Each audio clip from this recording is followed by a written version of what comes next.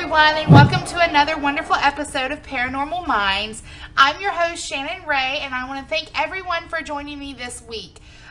This week I am talking with Martha Hazard Decker of East Texas Paranormal. My computer's kind of having some issues at the moment itself. We got on the air a little bit late tonight because Martha had some tech issues, but we are on air and ready to go now. Before I bring Martha in, I do want to tell you a little bit about her. Martha lives in rural East Texas, but spends way too much time in Dallas. In 2007, she retired from law enforcement as the Assistant Chief of Police and investigator. While there, she was also a negotiator in instruction and the PIO. Before law enforcement, she spent many years as a photojournalist and journalist. She even won an AP First Place Award for specialty reporting in community papers. She has photos in the Texas issue of The Big Click, a nice coffee table photo book. Photo career started at 18 when she began taking church yearbook photos and concert photos at Mid-South Productions in Memphis. Something else she did after retiring in 2007 was to start East Texas Paranormal. They're a small group dedicated to helping anyone in need and having questions about the paranormal at no charge.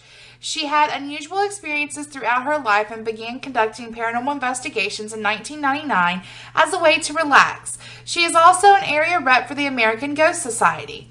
Need a process server? Well, she can do that for you too.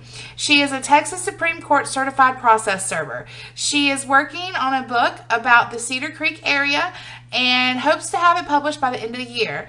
Then she will be working on a mystery series. In her spare time, she loves to travel and used to scuba. She enjoys visiting and investigating places with possible paranormal activity, and she's actually on vacation right now, but came in for an interview. So without further ado, I want to welcome in Martha Decker. Martha, how are you doing? Pretty good. Yeah, we finally got you on tonight. That vacation internet, man, I'm telling you. I know. But no worries at all. I know. And I'm on the balcony overlooking the Gulf of Mexico with a pool right under me. So if it gets too noisy, just let me know. Yeah, I will. I think you'll be fine, though. I mean, how bad could it be? I mean, I'm hearing the waves, and all that's doing is just making me want to go. So, there's nothing wrong with that. Where are you vacationing at right now, Martha? Oh, we're down at South Padre Island. Didn't go too far. About 8 hours from the house. Well, that's pretty cool. As long as you guys are having fun, is it a whole family thing? No, it's my husband and I and our granddaughter. We do a summertime vacation with her every year. Pick somewhere she wants to go and head that way. Well, that's cool. That's what it's all about right there, I'm telling you. So my first question for you, Martha, if my computer can stop freaking out on me. My first question for you is, you're a lady of many talents. I have to know, though, do you believe your work in law enforcement better prepared you to be a paranormal investigator? I think so. And I think it's because it trained me to look for all sorts of things that a lot of people normally don't look for. Yeah, absolutely. Is there any other kind of talents that you believe that you got from being a paranormal investigator? I mean, from being in law enforcement that helps you to be a paranormal investigator? Well, I did that for a long time in law enforcement. I was an investigator for over 15 years. Actually, I have over 20 years of investigation, so that helps me more than anything. When I talk to somebody, I ask questions sometimes that your average person isn't going to think about asking. I look for tells, body language, just a whole myriad of things that are normal and natural to me. Yeah, absolutely. My next question for you is, I got to know, Martha, in all your years of law enforcement, did you ever experience any cases that you believed had no normal, rational explanations whatsoever, like anything paranormal? No. No. No. No. However, there were things with my paranormal experience and my, gut feeling, your instinct, that I went on, and I still do today in my current position, and I use it both in paranormal and not, was when I'd have to go for an open door, open building, open window. If somebody in there, and I can still do that today, go up to a house, and if I'm able to focus for a little bit, it's like I could always tell if somebody was in there or not. Yeah, absolutely. So let's talk a little bit about East Texas Paranormal. What, why did you found East Texas Paranormal? To investigate the paranormal, for one, and it's just always been a passion for me. It's been something that I've been interested in. There was experiences that I've had off and on since the youth.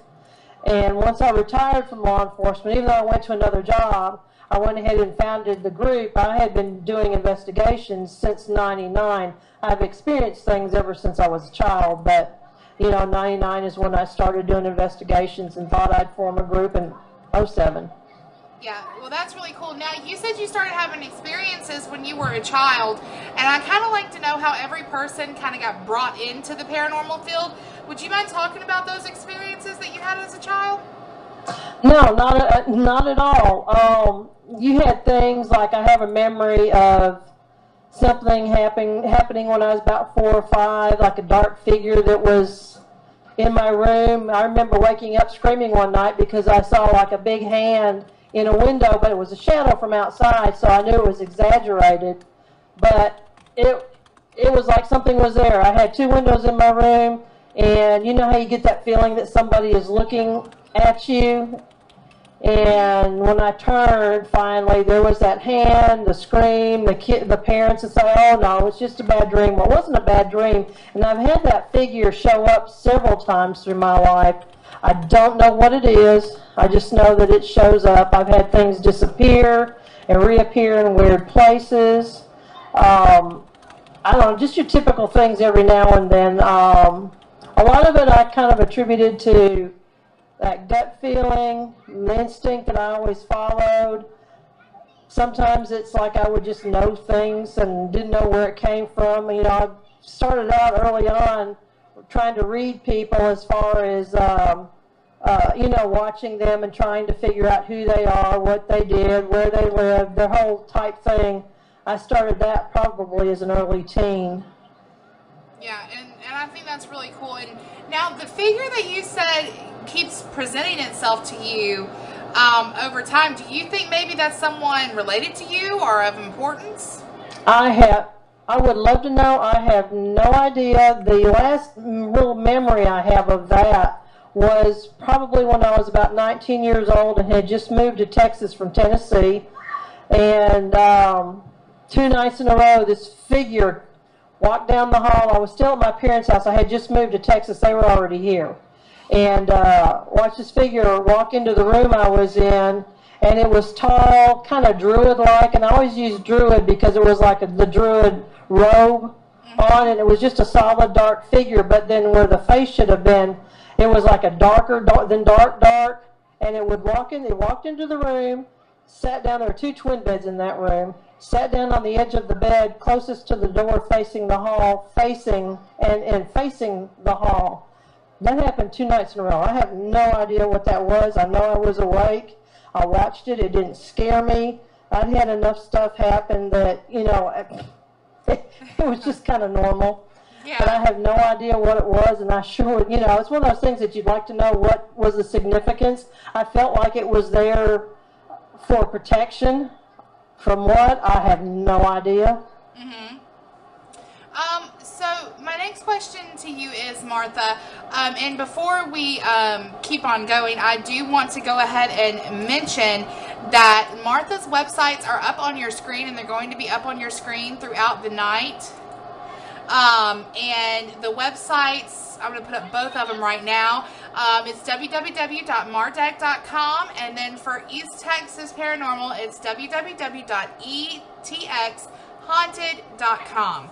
All right, so continuing on, Martha, with East Texas Paranormal, on the East Texas Paranormal website and on your Mardeck website, I've noticed that you have blogs about many interesting topics and things of that nature. Can you kind of explain what your blog purpose is and like what you're trying to accomplish with all your blogs? Because they're actually really interesting.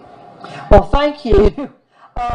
The East Texas Paranormal is just, that's our website. We don't, we don't post a lot of stuff about our clients because our clients are private individuals, private businesses, and most of them don't want anybody to know we were there. So we post various, things about the paranormal, education type thing. And my Marduk blog, I don't work on it as much as I should, but that one is just kind of like life after 50, traveling, book reviews, food, all that sort of stuff. Yeah, and I thought that, honestly, when I was reading your blogs, because I do research on every guest, and I thought that they were pretty interesting. So Martha's websites are up on your page, right up on your screen right now, below me. Hang on, here we go. There we go, right down there. So definitely check those out, because I thought they were really interesting. I kind of wanted to give you props for that. Thank you. I know East Texas Paranormal is affiliated with the American Ghost Society. Can you take a moment to just kind of explain that affiliation?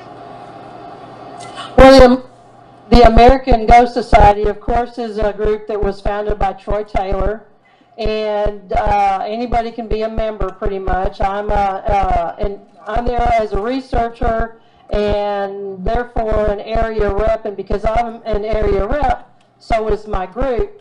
And it's like any other thing. We work with Troy. If something came up, they may contact us. People can go to the American Ghost Society website and locate it. They'll find our website there. There's certain protocols that American Ghost Society goes by. We're expected to follow when we do investigations. Now, those certain protocols that you're expected to follow when you do investigations, can you take a moment to kind of explain what those are? Take it serious. Use legitimates. Be legitimate. Not every picture has an orb in it. Type of investigation. Do some research. Keep up, with what's going on, and use different techniques, different equipment. But it's not a game. It's not a fun thing. You're going in and taking it serious and trying to help and assist a client. Yeah, and I think that's something that, reverberates through and through with all paranormal investigators that I have on this show is, because I only have people who I believe are professional and serious about this and have been in the field for a while. But when you go you're going into somebody's home, so you kind of need to know your business. If not, you have no purpose in being there. Right. So I just think that's kind of a fact for me that reverberates through and through in so many words. So what are some of the most memorable experiences you have with East Texas Paranormal? Well, we've had some pretty memorable cases that really didn't make into cases after we did the interview and did maybe some background research on them. For example, we have one lady that I talked to who, and I'm going to kind of generalize here because, like I said, we don't put a lot of detail out. Yeah, absolutely. She emailed me and gave me her information. That's one of our protocols is if they call and talk to me, I tell them that I need them to send an email, and in that email put all their contact information, name, phone number, address. And if they don't do that, then we usually don't, we don't go any further than that. That's one of our requirements so that I can get it all in one place. But she called me, then she emailed me, and she was seeing demons everywhere. Only when she took pictures with her phone, but there were demons on the walls, demons on the sheets, demons on the side of the refrigerator. They were all having sex. They were all, killing kids. Crazy stuff. And so one of the things I told, I said, send me some pictures. She sent me the pictures. As soon as I saw it, because I was already thinking after talking to her, because of all the years of the law enforcement training, and there's over 2,000 years of specialized training, 2,000 hours of specialized training that came with that, that there may be more of a mental problem. Yeah. So after she said everything, I looked at the pictures, and it was all shadows. There was nothing there. I had told her that another one of our protocols, and this is in certain circumstances, is that we needed her to get a medical evaluation mental evaluation, for her protection, of course, for ours, before we go in there, because we are liable civilly if something were to happen and we were negligent. I don't want to get sued, and it would all fall back on me. Yeah. So she did that, and in the process of her doing that, her daughter actually contacted me, didn't know that I had had this conversation with her, and her daughter's adult had said, our mother's gone through all sorts of things, and we've been trying to get her to go to the doctor, you know, like, please be easy with her, don't, you know, string her along or, you know, tell her crazy stuff. And I was able to tell her that her mother was going to go for an evaluation and then get back to us. That, you know, that's just how we do it. That's another law enforcement thing. You're always thinking about, you know, vicarious liability and the possibility of getting sued. Yeah. And sure enough, she had gone through a whole bunch of stress and a bunch of different life changes that had affected her. Doctor put her on proper medication, and that was the end of that. Now, within a situation like that, like how odd and uncomfortable would that be to go into a conversation with a woman explaining to her that she needs to get a mental health evaluation? It was easy for me because I do it all the time. I just talked to her matter of fact, and it's just, you know, this is one of our protocols. I had talked to her, she had insurance, you know, we had the conversation about that, but we also ask about, you know, drugs, we ask about mental, we ask about physical during the interview, we ask about criminal history. There's a lot of things that we go through on our interviews because we need as much information as we can. Now, just because somebody were to be bipolar or be depressed or be schizophrenic doesn't mean something's, you know, not happening. But it's just, you know, those are things that you need to know. Does this person get drunk every night? You know, so, you know, maybe he's really seeing pink elephants and not what he says. You know, it's like once I did an interview for work on somebody for work who was schizophrenic. Went into the house and noticed there was a huge pot of water boiling on the stove. So going over her mental questions, the same thing about mental and medical, I asked her about that. She's schizophrenic. So I asked about the pot of water that's boiling, and the person with me hadn't noticed it, but I just saw a big pot of water boiling. And she said that, because one of the questions I ask when they say they're schizophrenic or bipolar is, do you hear voices? And then my next question is, what do they say? Or first it would be, you know, if you hear voices, are they talking to you now? What do they say? So I did this with that woman, and she was hearing voices, and they were told her to boil the pot of water, then they told her to pour it over herself. So hopefully, you know, by us being there, that stopped that.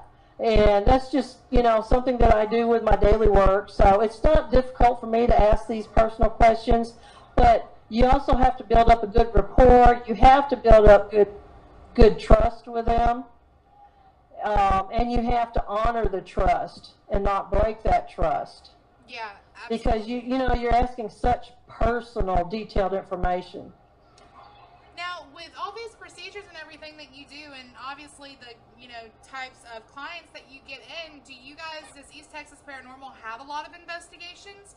Or do you most of the time kind of weed it out and you guys don't even go in? Well, actually we weed out quite a few. Just because when someone thinks a lot, the other question we always ask is, do you watch paranormal shows on TV? And that's one of the first questions we ask. Because if something comes out, everybody's seeing demons all of a sudden. Yeah. And, you know, and because we're called East Texas Paranormal, they get on a browser and do a search, and they'll put in Texas, they'll put in paranormal, or, you know, if they live in East Texas, they just do East Texas Paranormal, so we always pop up. So we're, you know, we get called sometimes every day for a while, and then it'll kind of ease up. And we do get some real cases, and we also take serious cases. We also get cases through a couple of the other groups that we're affiliated with, and, or, you know, someone's referred to us on some serious cases. Yeah. So with the American Ghost Society, I know that you have mentioned that there's certain procedures and protocols that they do as part of being part of this network. You take a course, and wouldn't you do you believe that this kind of limits the education and exploration of the paranormal field, that it kind of makes it uniform and not diverse? Absolutely not. I don't see how it would limit it. I never stop learning. I read as much as I can. I talk to as many people as I can. I go to conferences. That's all about education. You can never get enough education, and there's nothing in American Ghost Society that says you can't learn something. Yeah. They hold a wonderful conference every year, and there's a lot of people. There's speakers I learn from every time I go. Okay. Now, about Cedar Creek, the book that you're writing, can you take a moment to kind of explain that? Well, I sure can, and that book was put on hold. I have another book that I'm writing right now, and it's called Paranormal Profiling, and it is about your basic interview with a client. Okay. It's the same thing that I speak about at the conferences. All your basic stuff, questions to ask, what to look for, how to do it safely, tools you can use, and that's going to be a small book. It's about 75, 100 pages, and I'm hoping to have the book out in September. I will be at the Paranormal Times Conference in El Reno, Oklahoma, and that should be the launch for my book. Okay, so the Paranormal Profiling book, is that just basically like a hand guide book for paranormal investigators to kind of use to try to help when you're going into these places? It is. It is. It's not about the investigation. It's about the interview. All about the interview and things to look for. For example, how many people, when they go do an interview, they may just go over to a house by themselves to talk to somebody? Lord, you should never go alone. You should always have somebody with you, because you have no idea who you're going to go see, and you're going into their territory. Exactly. That's scary. I'd never think of that in a million years. But the Cedar Creek book has kind of been put off on hold. Right. That book will be done, but I'm getting a lot of feedback all of a sudden. Oh, I'm sorry. Well, you're coming in clear here. I don't know. Oh, good. So what the Cedar Creek book? What was it going to be Okay. about? Well, what that book is about, it's about the Cedar Creek Lake area, which is several counties. You have Kaufman County, Henderson County, Van Zandt County, Navarro County, Ellis County, that whole part of Texas that surrounds the lake, and it's on the history and the haunts and the legends, because there's, they talk about mysterious lights in the area. They talk about Bigfoot in the area. You have, some haunting stories. There's a whole variety of things in the area, so that's what that book is about. Yeah, so my next question to you is about, I guess it's in general about the Texas area, and it kind of involves the Cedar Creek too. With all these other reports of UFOs and things of that nature, do you ever find at East Texas Paranormal that you get in reports of UFOs and things of that, sightings and things of that for investigative purposes? We haven't gotten any reports in. However, there's several people in our group that I don't have on our website yet who are part of our team, and they have experience with UFOs. We try to keep diverse. We have Nancy Davis, who was with MUFON at one time, and she was also a federal investigator. We have Dr. Rita Louise is part of our group, and she does, quite a variety of things, including the ancient alien type stuff. We have Jane and Dave Nelms, and Jane Nelms, they live out near us, claims to have been abducted at one time. She was also the president of the Dallas chapter of MUFON years ago. So we try to keep very diverse in what we do, because paranormal is a little bit of everything. Yeah. And I would agree with that 100%. I think a lot of people kind of forget. That's why I kind of wanted to ask and mention it. I know there's a lot of UFO sightings out there in the western part of the United States. But a lot of people kind of forget that underneath the paranormal umbrella, there is UFOlogy and cryptozoology. And, you know, it's not just spirits. And so that's why I kind of wanted to touch on that and see, you know, if you guys have had to deal with anything of that nature. We did have one that there was a psychic who had a client. She's a psychic in Dallas, and this was a client she'd worked with for several years, and she started talking to her about something, and the psychic contacted me and said that the memories, they were doing like past life regression type stuff, but the memories that this person was talking about sounded like a possible UFO experience or an abduction. So we took that, and then Nancy handled that and contacted some of her old, you know, people that she knew when she was in MUFON to work with that and to see what was going on with that. Yeah. You know, we have another one that we're working on with somebody on something totally different. But part of what she's telling us is she describes to a T what women talk about when they talk about being abducted and impregnated.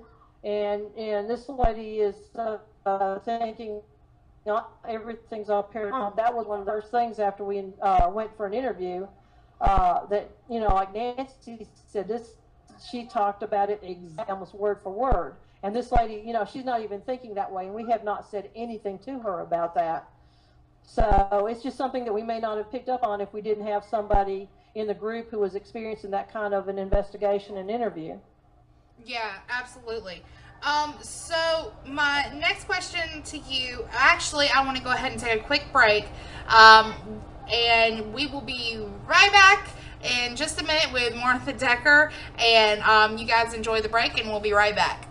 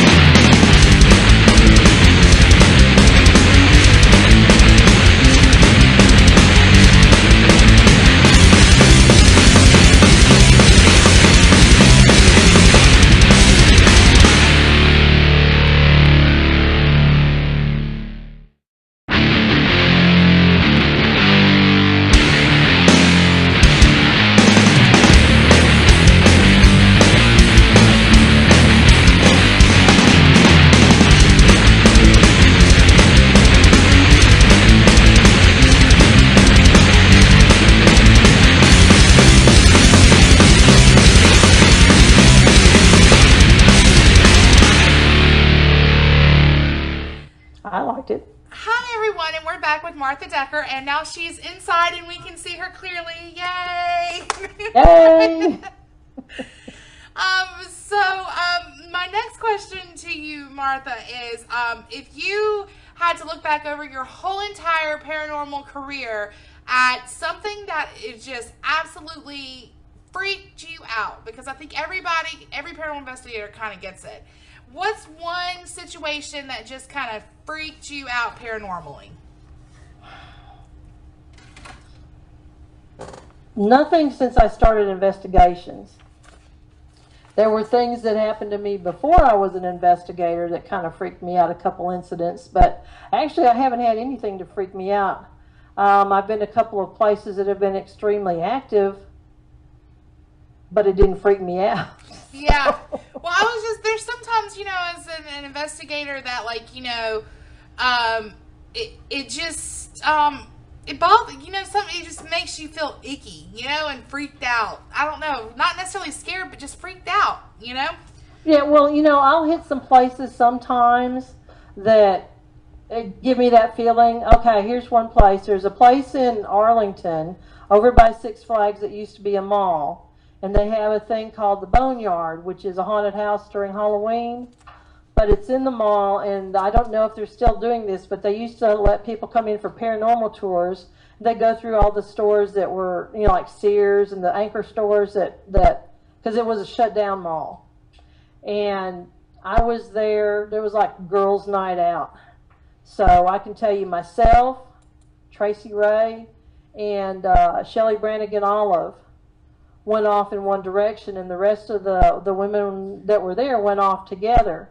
So Shelly, Tracy, and I head up into somewhere that had been an office area. And as we walk past some offices, we hear knock, knock, knock, knock on the glass as we go to step into another door. So we kind of look at each other. It's like, did you hear that? Yeah.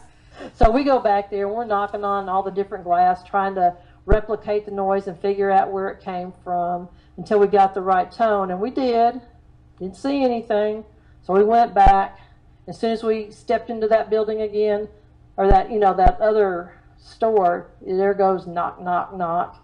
So, did you hear that? Yeah, I heard that. So we go back over there again, and we go knock, do the same thing. Can't find anything, but one of the buildings, or where we decided the knock was coming from, you could see through part of the room, and it was an L shape, and we couldn't see like the short end of the L. It went around the corner, and as we're over, we start to walk off, all these people come running out of that room. That was the whole other group. They were in there when the knocking started, but they were way back, off where we couldn't see them. And they heard the knocking, and then, of course, when we started knocking back, it kind of confused everybody, right? It did. And then we were in another area, the three of us, Tracy, Shelly, and I, and we're walking down the hall somewhere. You know how they, all the malls, the stores in the malls, they have halls behind the store inside, and we're walking through one of those halls, don't know where we are, and we hit this intersection where a little short, hallway dead ends into the long one we're on, and it's like there's a big barrier, and it's like Tracy and I, it's like, ooh, you get the chills, you get goosebumps all over, and you just it takes everything to walk through. And there was a door just before that into an office area, so we went around it that way because the other door was like on the other side of the intersection. So we go in there, and we're standing by the other door because we don't feel it in that room. And as we're standing by the door, Tracy and I don't know what we were talking about, but we were mostly listening. But we hear what sounds like at the end of the little short hall, we hear this little girl, what sounds like a little girl going, "Mama, Mama." And we're looking at each other. Did you hear that? And we never did figure out what that was, but that was just, that area was kind of creepy. Yeah, that would kind of, the kid thing kind of makes me a little bit more creeped out anyways than other regulars. I mean, it just does sometimes. I don't know, it just does. In regards to East Texas Paranormal, do you think there's anything in particular that your group does that sets your group apart from other groups in this field? Probably the main thing is our almost all of us are current or former law enforcement. So we all have some detective type experience, over half of us. And I think that makes a difference. We go in to try to find out what's causing something. We don't go in and take what I'm not calling clients liars, but we don't go in assuming that what they tell us is true. Mm-hmm. It's just their interpretation, and it may or may not be correct. And we go in with an open mind. We go in not looking for ghosts, but we go in with the idea that we're going to try to determine what is causing what they think they're seeing or hearing. Mm-hmm. I know there's some groups that somebody calls and tells them that they've got this, they've got that, and they run straight over trying to prove that they have that. and we go in trying to figure out what's causing what the effects. Yeah, absolutely. Now, kind of along the same page, is there any kind of equipment that your team implements that's kind of outside of the paranormal norm? Occasionally we may use some forensic type equipment. It just depends. We, use a lot of the same things everybody else does, but we may, we use them as tools. We don't use them as the gospel truth. It's like if an officer uses a portable breath test, that's not going to say that that person is drunk. It's just a tool to help them determine where to go. And that's what we do with our stuff. We have task cams, we have DVRs, we have all the same type stuff that everybody else has. I do use, I've gone back to using a 35 millimeter, and we've talked about using a Polaroid, and we've used the 8 millimeter Sony cam that we have. Going back to some of the older things that I used to use, because I used to get really good results with those. Yeah, absolutely. Now, my next question is, I think everybody has some, because I definitely do. What is your most embarrassing experience on an investigation so far? On an investigation, I can't think of anything really embarrassing on an investigation. Silly maybe, like getting stuck in a child's chair once. But Yeah. there you go. Yeah, that's kind of because mine personally is I went to sit down in a chair that I missed because you're in the dark, and so I went butt first on the floor. So but getting stuck in a child's chair, that's kind of funny too. Yeah, I guess that was it. Yeah, I was over at a client's house. It was just two of us. Wendy was somebody who used to be with our group, and she's a friend of mine, and we went over to do a small, investigation for the group of somebody at somebody's house, and so I think somebody dared me to sit in the chair or something. I don't know. Of course, I sat down just fine, but when I stood up, so did the chair. So. Yeah. And see, my team, they're so nice to me. They would take a picture of me doing that and put it on Facebook. No, well, she took a picture, and I said, go ahead, put it on Facebook. She didn't, but I said, go ahead, because it was probably hilarious. Yeah, absolutely. So what do you believe has been your most challenging technical problem which has occurred on an investigation? When nothing works. Everything you pull out just doesn't work. The batteries drain after you put new batteries in.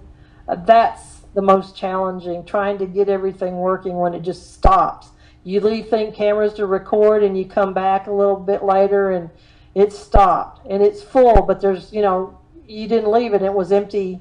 There was nothing that was on the camera that had been previously recorded. Yeah, absolutely. So one more question about your group in particular. Would you guys classify yourself more religious or scientific, and why? Of everything. Everybody has a different religious belief in our group. So we don't go after it necessarily as something religious, and we're scientific because we do experiment. Sometimes we'll come up with some ideas and do experiments to see what happens. So we're just an open group that tries to do a little bit of everything. Yeah, absolutely.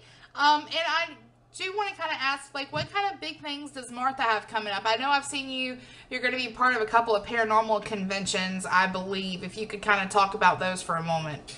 Sure. In fact, 4 of us from our group are going to be in Oklahoma at the, Tanya McCoy has put together the Paranormal Times Paracon Paranormal Conference in El Reno, and that's in, I think, the 19th, 20th, 21. I think that's the weekend. Whatever's Saturday, Sunday, that's around those dates. Okay. We're going to be in there. I'm going to be there speaking. Maria Santos is with our group, and she's a medium, psychic medium. She'll be there. Rita Louise will be there speaking.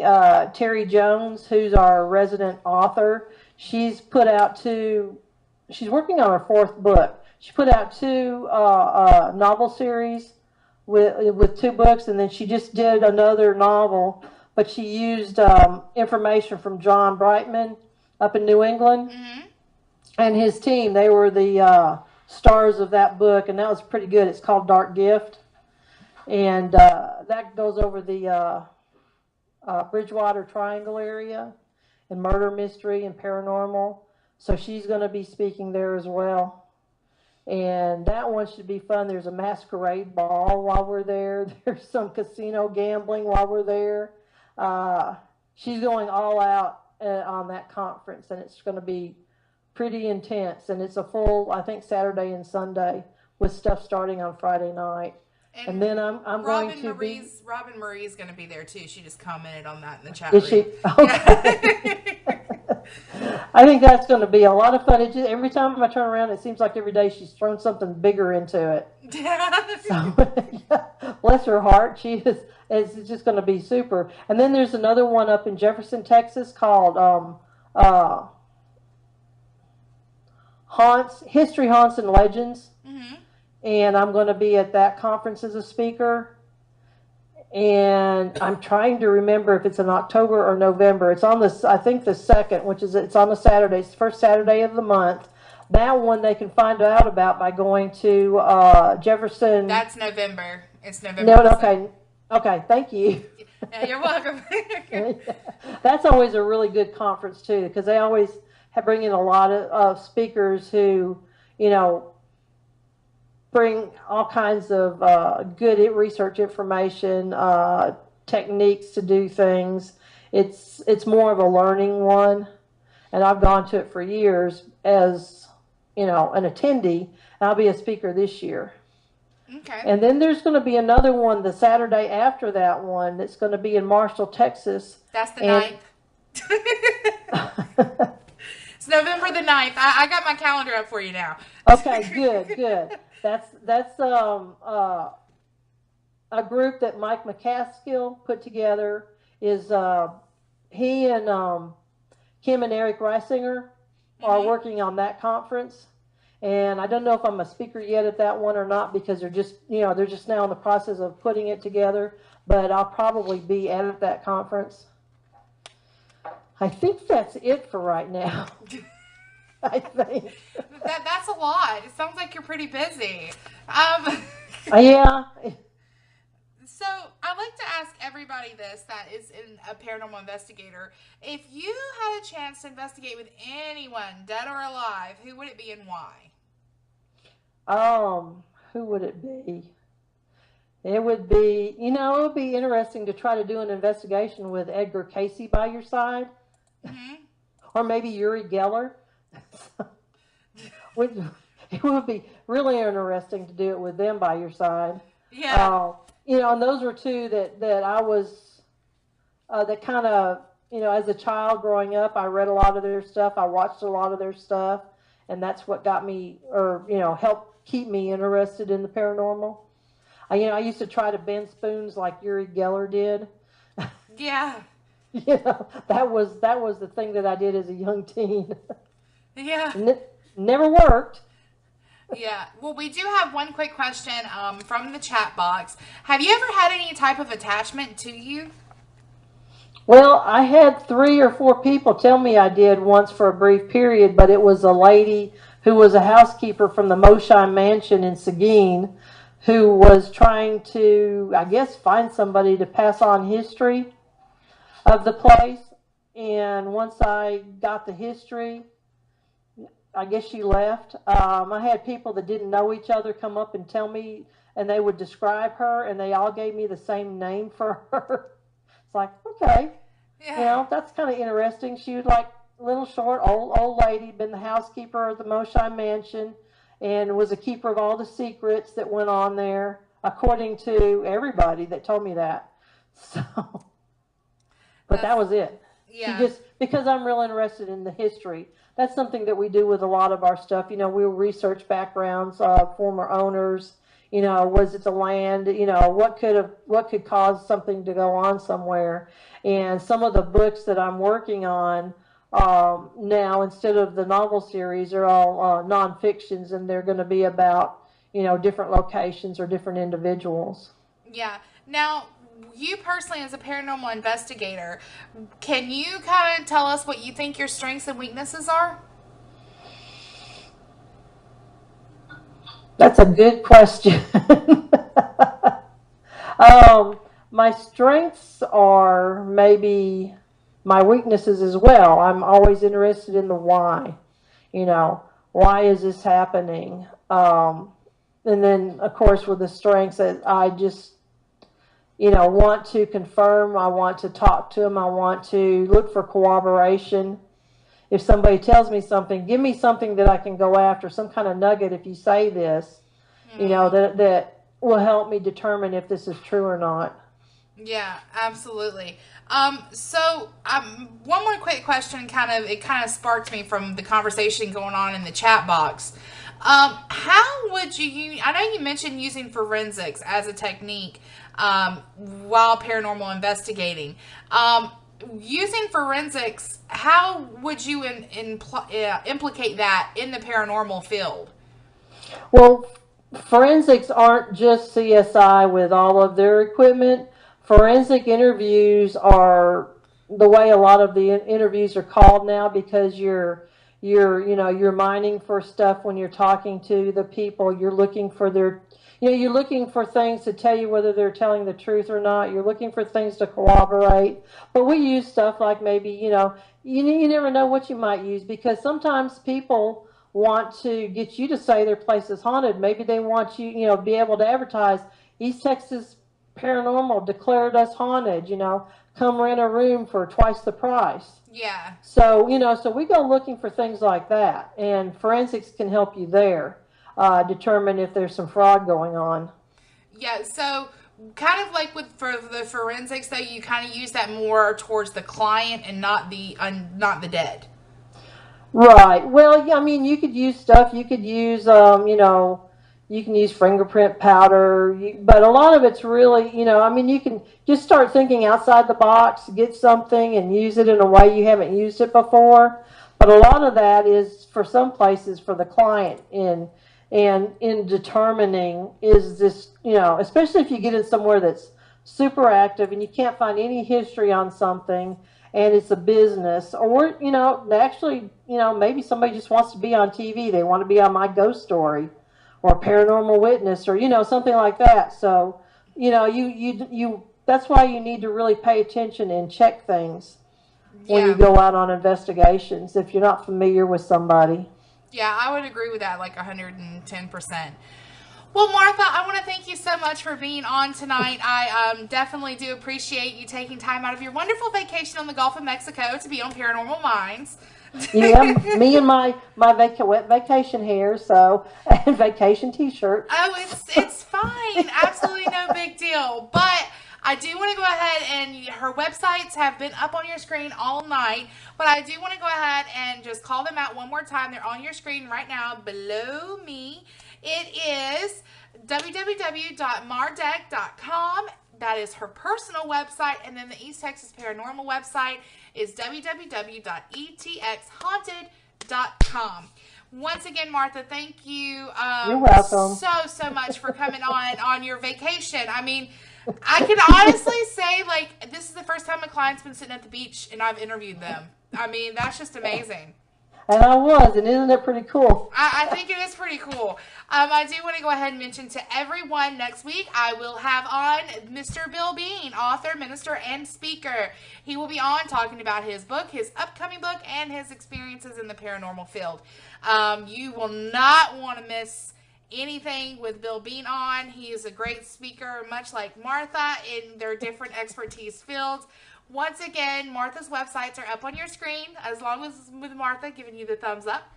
And they are www.mardek.com and www.etxhaunted.com. Everybody, please have a wonderful week, and I will see you back here next Tuesday. Once again, thank you, Martha, so much for being on. And everyone, have a great week. I'll see you back, same place, same time, right here.